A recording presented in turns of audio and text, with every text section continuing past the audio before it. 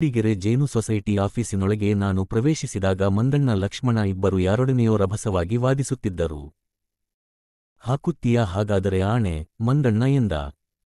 ಓ ಅದಕ್ಕೇನಂತೆ ನಂಗೇನು ಹೆದ್ರಿಕೆಯ, ಬಂದಾತ ಎಂದ.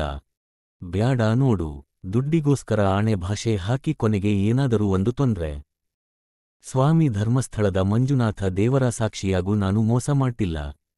ಲೋ ಮಂದ, ಬೇಕಾರೆ ತಗೋ, ಬ್ಯಾಡದಿದ್ದರೆ ಕಳಿಸು, ಇದ್ಯಂಥದೋ ನಿಂದು ಎಂದು ಲಕ್ಷ್ಮಣ ಹೇಳಿದ. ಅಷ್ಟರಲ್ಲಿ ಬಾಗಿಲಲ್ಲಿ ನಾನು ಅವರ ಕಣ್ಣಿಗೆ ಬಿದ್ದೆ. ಚಕ್ಕನೆ ಅವರಿಬ್ಬರು ಎದ್ದು ನಿಂತು, ನಮಸ್ಕಾರ ಸಾರ್ ಎಂದು ಕೂಗಿದರು. ನಾನು ನಮಸ್ತೆ ಹೇಳಿ ನಸು ನಗುತ್ತಾ ಅವರು ತೋರಿಸಿದ ಕುರ್ಚಿಯಲ್ಲಿ ಹೋಗಿ ಕುಳಿತೆ. ನಾನು ಸಂಭಾಷಣೆ ಆರಂಭಿಸಲು ಮುನ್ನುಡಿ ಎಂಬಂತೆ, ಏನು ಭಾರಿ ಚೌಕಾಶಿ ನಡೀತಿತ್ತಲ್ಲ ಎಂದೆ. ಲಕ್ಷ್ಮಣ, ಚೌಕಾಶಿ ಅಲ್ಲ ಸಾರ್, ಇವನು ಜೇನು ತಂದಿದ್ದಾನೆ. ಯಾವ ಹೂವಿನದೋ ಏನೋ, ನೀರಿನಂತೆ ಬೆಳ್ಳಗೆ ಇದೆ. ಮಂದ, ಇದು ಜೇನೆ ಅಲ್ಲ ಎಂದ. ಅದಕ್ಕೆ ಆತ ಪ್ರಮಾಣ ಮಾಡ್ತಿದ್ದ. ಅಷ್ಟೇ ಎಂದ. ನಾನು ನೋಡಿದೆ, ಬೆಳ್ಳಗೆ ತೆಳ್ಳಗೆ ನೀರಿನ ತರಹೆಯೇ ಇತ್ತು. ತಂದಾತ ಹೇಳಿದ ಇದು ಕಾಫಿ ಹೂವಿನದೆಂದು. ನಾನು ಕೈ ಮೇಲೆ 2 ಹನಿ ಹಾಕಿಸಿಕೊಂಡು ನೆಕ್ಕಿದೆ. ಅಮೋಘವಾಗಿ ಹೂವಿನ ಗಾಢ ಪರಿಮಳ ಇತ್ತು. ಇದು ಜೇನೆ ಎನ್ನುವಂತೆ ತಲೆದೂಗಿದೆ. ನನಗೆ ಬಂದ ಕೆಲಸ ಜ್ಞಾಪಕವಾಗಿ 8 ರೂಪಾಯಿ ಚಿಲ್ಲರೆ ಕೊಟ್ಟೆ. ಪರ್ವಾ ಇಲ್ಲ, ನಿಧಾನಕ್ಕೆ ಕೊಟ್ಟು ನಡೀತಿತ್ತು ಎಂದು ದೇಶಾವರಿ ಮಾತಾಡುತ್ತಾ ಲಕ್ಷ್ಮಣ ತೆಗೆದುಕೊಂಡ. ನಾನು ನಿನ್ನೆ ತೆಗೆದುಕೊಂಡು ಹೋದ ಜೇನುತುಪ್ಪದ ಬಗ್ಗೆ ತಕರಾರು ಎತ್ತಬೇಕೆಂದು ಬಾಯಿ ತೆರೆದೆ. ಅಷ್ಟರೊಳಗೆ ಮಂದಣ್ಣ, ಸಾರ್ ನಿಮಗೆ ರಾಜಕುಮಾರ್ ಗೊತ್ತಾ ಸಾರ್ ಎಂದು ಕೇಳಿದ. ನಾನು ಈ ಅನಿರೀಕ್ಷಿತ ಪ್ರಶ್ನೆಯಿಂದ ಗಾಬರಿಯಾಗಿ, ಇಲ್ವಲ್ಲಪ್ಪ ಎಂದೆ. ಕಲ್ಪನಾ ಗೊತ್ತಾ ಸಾರ್ ಎಂದ. ಊಹು ಎಂದೆ. ಮಂದಣ್ಣನಿಗೆ ತೀರಾ ನಿರಾಸೆಯಾಯ್ತು. ಬಹುಶಃ ನಾನು ಹೋದ ನಂತರ ಲಕ್ಷ್ಮಣ ಮಂದಣ್ಣನಿಗೆ ನನ್ನ ಬಗ್ಗೆ ಏನೇನೋ ಹೇಳಿರಬೇಕು. ಹಾಗೂ ಸಿನಿಮಾರಂಗಕ್ಕೂ ನನಗೂ ಸಂಬಂಧವಿದೆ ಎಂದು ತಿಳಿಸಿರಬೇಕು. ಅದಕ್ಕಾಗಿ ಮಂದಣ್ಣ ಈ ಪ್ರಶ್ನೆಗಳನ್ನು ಹಾಕಿದ್ದಾನೆಂದು ತಿಳಿದೆ. ನಾನು, ಮಂದಣ್ಣ ನೀನು ಒಳ್ಳೆ ಜೇನೆಂದು ಕೊಟ್ಟಿದ್ದು ಸರಿಹೋಗಲಿಲ್ಲ. ಲಕ್ಷ್ಮಣ, ಯಾಕೆ ಸಾರ್ ಏನಾಯ್ತು ಎಂದ. ನಾನು ನಡೆದುದನ್ನೆಲ್ಲ ಹೇಳಿ ಆ ತುಪ್ಪ ಗಟ್ಟಿಯಾಗಿ ಸಕ್ಕರೆಯಂತಾಗಿದೆ ಎಂದು ಡಬ್ಬ ಬಿಟ್ಟು ಕೆಳಗಿಳಿಯಲು ನಿರಾಕರಿಸುತ್ತಿದೆ ಎಂದು ಹೇಳಿದೆ. ಮಂದಣ್ಣ, ಅದು ಗುರುಗಿ ಹೂವಿನ ತುಪ್ಪ ಸಾರ್, ಹೆಚ್ಚಿಗೆ ಇರದೆ. ಅದಕ್ಕೆ ಹೆಂಗೆ ಹರಳು ಗಟ್ಟಿಕೊಂಡಿದೆ. ಆ ಡಬ್ಬಾನ ಕುದಿಯೋ ನೀರಲ್ಲಿ 1/2 ಗಂಟೆ ಇಟ್ರೆ ಮತ್ತೆ ತಾಜಾ ಜೇನುತುಪ್ಪ ಆಗ್ತದೆ ಎಂದ. ನಾನು, ಆದರೂ ಎಂದು ಅನುಮಾನಿಸಿದೆ.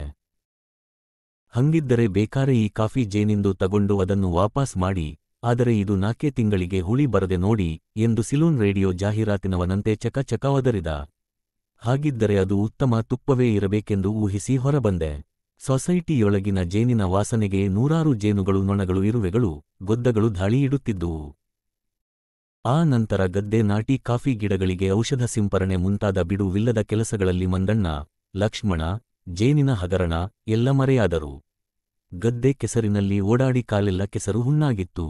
1 ಟಿನ್ನು ಜೇನು ತುಪ್ಪದಲ್ಲಿ ನಮಗೆ ಬೇಕಾದಷ್ಟನ್ನು ಇಟ್ಟುಕೊಂಡು ಮಿಕ್ಕುದನ್ನು ಮೈಸೂರಿಗೆ ರವಾನಿಸಿದ್ದೆವು. ಆ ಅಗಾಧ ಪ್ರಮಾಣದ ಜೇನನ್ನು ಖರ್ಚು ಮಾಡಲು ದಾರಿ ಗಾಣದೆ ತಂದೆಯವರು ಬಂಧು ಮಿತ್ರರಿಗೆ ಕೊಂಚ ಕೊಂಚ ಕೊಡಬೇಕಾಯ್ತು. ಜೇನಿನ ಬಗ್ಗೆಯಾಗಲಿ ಜೇನು ಹುಳುಗಳ ಬಗ್ಗೆಯಾಗಲಿ ಆಗ ನನಗೆ ಅಷ್ಟೊಂದು ತಿಳುವಳಿಕೆ ಇರಲಿಲ್ಲ. ಸ್ಥೂಲವಾಗಿ ನಾನು ಊಹಿಸಿದ್ದು ಅದು ಮಾನವನ ಮೊದಲ ಶತ್ರು, ಹಾವಿನಂತೆಯೇ ಮಾನವನನ್ನು ಕಚ್ಚಲು ಕೊಲ್ಲಲು ಯತ್ನಿಸುವ ಕೀಟ ಎಂದಷ್ಟೇ. ಒಮ್ಮೆ ಜೇನೊಂದು ನಮ್ಮ ತಂದೆಯವರನ್ನು ಕಚ್ಚಿ ಅವರ ಮುಖವೆಲ್ಲ ವಿಪರೀತ ಊದಿ ಕೊನೆಗೆ ಡಾಕ್ಟರಿಂದ ಔಷಧಿ ತೆಗೆದುಕೊಳ್ಳಬೇಕಾಯ್ತು. ಇದರಿಂದ ನಾನು ಈ ಅನಿಷ್ಟ ಕೀಟವನ್ನು ಪೃಥ್ವಿಯಿಂದ ನಾಮಾವಶೇಷ ಮಾಡುವುದೇ ಒಳ್ಳೆಯದೆಂದು, ಇದಕ್ಕಾಗಿ ಜೇನಿನ ಸವಿಯನ್ನು ಶಾಶ್ವತವಾಗಿ ತ್ಯಜಿಸಬೇಕಾಗಿ ಬಂದರೂ ಪರವಾಗಿಲ್ಲೆಂದು ಯೋಚಿಸುತ್ತಿದ್ದೆ. ಮೈಸೂರಿನಲ್ಲಿ ಆಗೀಗ ದಾರಿ ಜೇನುಗಳು ಮನೆಯೊಳಗೆ ನುಗ್ಗಿ ದಾರಿ ಕಾಣದೆ ಗಾಜಿನ ಕಿಟಕಿಯ ಬಳಿ ಜುಯಿ ಜುಯಿ ಸದ್ದು ಮಾಡುತ್ತಾ ಆಚೆಗೆ ಹಾರಲೆತ್ನಿಸಿ ಗಲಾಟೆ ಮಾಡುತ್ತಿದ್ದವು. ಆಗೆಲ್ಲ ನಾವು ಇದನ್ನೊಂದು ರಾಕ್ಷಸನಂತೆ ಬಗೆದು ಪೊರಕೆ, ಟವಲ್ಲು ಇತ್ಯಾದಿಗಳನ್ನು ತೆಗೆದುಕೊಂಡು ಬಿಸಾಡಿ ಕೊಂದು ಹಾಕುತ್ತಿದ್ದೆವು.